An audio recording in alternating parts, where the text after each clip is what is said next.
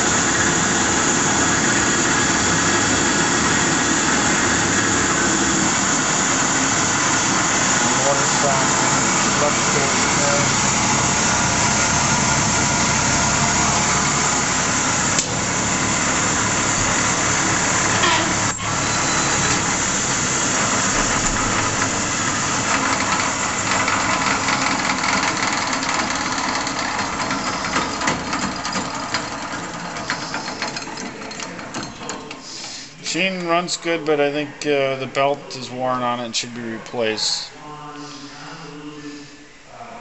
You want to run that at the low speed again?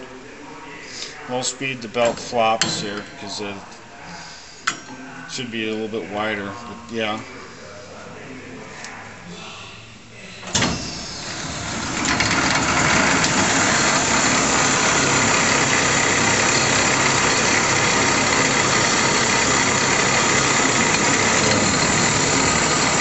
If you were running the lathe, you'd really want to create a belt like that where the belt don't flop. And then you can speed it up from there.